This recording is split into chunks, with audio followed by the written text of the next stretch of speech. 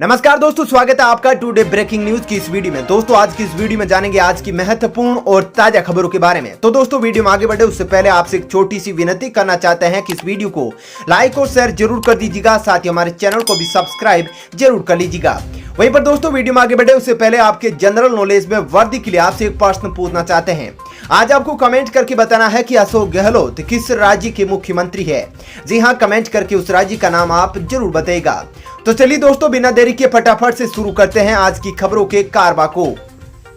प्रधानमंत्री गरीब अन्न योजना के तहत पीएम मोदी ने सोमवार को एक बड़ा ऐलान किया है। नरेंद्र मोदी ने अपने भाषण में कहा कि सरकार ने फैसला लिया है कि प्रधानमंत्री गरीब कल्याण अन्न योजना को अब दिवाली तक आगे बढ़ाया जाएगा।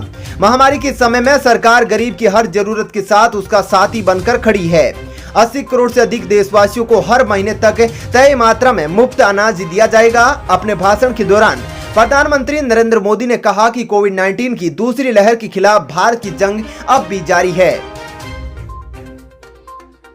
केंद्रीय कर्मचारियों के डीए को लेकर बड़ी खबर आ रही है। जल्दी लाखों कर्मचारियों को बढ़े हुए डीए की सौगात मिल सकती है। National council of joint consultative machinery की इस महीने के दूसरे या तीसरे सप्ताह में केंद्र सरकार के अधिकारियों के साथ बातचीत हो सकती है। इस बातचीत में कर्मचारियों के डीए के बारे में चर्चा की जाएगी। इस मीटिंग में वित्त मंत्रालय के अलावा department of personal and training के भी अधिकारी शामिल रहेंगे। कोरोना संक्रमण के इलाज को लेकर स्वास्थ्य मंत्रालय ने नई गाइडलाइन जारी की है। इस संशोधित गाइडलाइन में कोरोना के इलाज में अब तक इस्तेमाल होने वाली कई दवाओं और तरीकों पर रोक लगा दी गई है। गाइडलाइन में कोरोना के इलाज में हाइड्रोक्सी क्लोरोक्विन, एंटीबायोटिक्स, जिंक और विटामिन जैसी दवाओं की इस्तेमाल न करने की सलाह दी है। साथ ही स्टेरॉइड, पैरासीटामोल और ऑक्सीजन का सही तरीके से इस्तेमाल करने पर जोर दिया गया है। खास बात यह है कि संशोधित गाइडलाइन में भाप लेने से भी मना किया गया है। कोरोना के इलाज में अब तक भाप लेने को काफी मुफीद माना जाता था। वहीं गाइडलाइन में प्लाज्मा थेरेपी पर भी रोक लगा दी गई है। प्रधानमंत्री नरेंद्र मोदी ने कोरोना टीकाकरण को लेकर सोमवार को बड़ा ऐलान किया। उन्होंने देश को संबोधित करते हुए कहा कि 21 जून सोमवार से देश के हर राज्य में 18 वर्ष से ऊपर की उम्र के सभी नागरिकों के लिए भारत सरकार राज्य को मुफ्त वैक्सीन मुहैया करवाएगी। वैक्सीन निर्माताओं से कुल वैक्सीन उत्पादन का 75% हिस्सा भारत सरकार खुद ही खरीद कर राज्य सरकारों को मुफ्त में देगी। सोमवार को यह निर्णय लिया गया है कि राज्यों के पास वैक्सीनेशन से जुड़ा जो 25% काम था उसकी जिम्मेदारी भी अब भारत सरकार उठाएगी। यह व्यवस्था आने वाले 2 सप्ताह में लागू की जाएगी।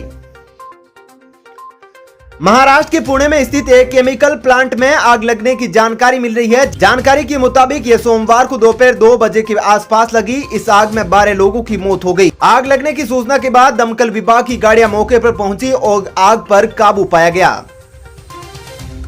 देश के कुछ डॉक्टर ब्लैक फंगस के मरीजों के लिए एक राहत भरी खबर लेकर आए हैं। डॉक्टरों ने ब्लैक फंगस के इलाज का कुछ ऐसा तरीका निकाला है जिससे इसका खर्च 100 गुना तक सस्ता हो सकता है। यानी कि एक दिन में लगने वाले 35,000 रुपए का खर्च 350 रुपए तक आ सकता है। डॉक्टरों ने इलाज का जो तरीका निकाला है उसमें सावधानी से मरीजों के ब्लड क्रिएटिनिन लेवल की निगरानी करनी है, जिसके बाद खर्चा काफी कम हो जाएगा। उत्तर प्रदेश की योगी सरकार के dream project international film city के इस साल के आखिरी यानी दिसंबर तक निर्माण शुरू होने की आसार है। परियोजना के लिए 8 मई यानी कि आज से यमुना औद्योगिक विकास प्राधिकरण की ओर से फाइनल डीपीआर मुख्यमंत्री आदित्यनाथ को सौंपी जाएंगी। इसका अध्ययन कर शासन तय करेगा कि परियोजना को किस रूप में आगे बढ़ाया जाएगा। वहीं बता दूं कि प्राधिकरण के पास पहले से ही विवाद रहित 1000 एकड़ जमीन ग्रेटर नोएडा के सेक्टर 21 में है। मध्य प्रदेश में हाल ही के समय सरकार द्वारा कई जगहों के नाम बदले गए हैं। अब भाजपा सांसद साध्वी प्रज्ञा ने एक बार फिर 2 जगहों के नाम बदलने की मांग उठाई है। यह जगह है लाल घाटी और हलालपुरा। साध्वी प्रज्ञा ने भोपाल स्थित लाल घाटी और हलालपुरा बस स्टैंड का नाम बदलने के लिए सीएम को पत्र लिखने की बात कही है। भाजपा सांसद ने कहा कि लाल घाटी और हलालपुरा का विभत्स इतिहास है और यह नाम उन्हें पसंद नहीं है, इसलिए वे चाहती है कि इन जगहों के नाम बदल दिए जाएं। कोरोना के कम होते मामलों के बीच रेलवे भी रफ्तार पकड़ने लगा है। उत्तर प्रदेश व दिल्ली समेत कई राज्यों ने लॉकडाउन में ढील देने के साथ ही अनलॉक की प्रक्रिया शुरू कर दी है। इसके चलते ट्रेनों की संख्या बढ़ाई जा रही है। उत्तर मध्य रेलवे ने ऐलान किया है कि उसने 12 स्पेशल ट्रेनों को फिर से शुरू कर दिया है। इसमें कानपुर नई Delhi Shatabdi express, Gwalior Bhopal superfast, Lucknow Agra superfast और आगरा अजमेर सुपरफास्ट समेत कई अन्य ट्रेनें शामिल है। Central board of secondary education ने कक्षा 12वीं के प्रैक्टिकल और इंटरनल असेसमेंट के मार्क्स अपलोड करने की तारीख बढ़ा दी है। सीबीएसई की ओर से जारी नोटिस के अनुसार अब 28 जून 2021 तक मार्क्स अपलोड करना होगा। साथ ही कहा गया है कि कक्षा 12वीं की बची हुई सभी प्रैक्टिकल परीक्षाएं ऑनलाइन कराई जाएगी। वहीं बता दूं कि सीबीएसई समेत कई राज्यों के बोर्डों ने अपने अपने यहां पर 12वीं की परीक्षाएं रद्द कर दी है।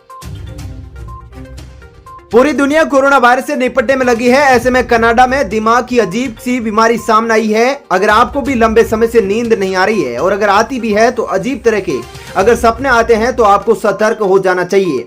कनाडा में दिमाग की नई बीमारी फैल रही है जिसमें लोगों को सपने में मरे हुए लोग नजर आ रहे हैं। इस बीमारी का शिकार हुए लोगों में अनिद्रा, अंगों में शिथिलता और मति भ्रम जैसे लक्षण दिख रहे हैं। कनाडा के एक इलाके में अब तक 48 लोगों में इस अजीब बीमारी के लक्षण दिखाई दिए हैं।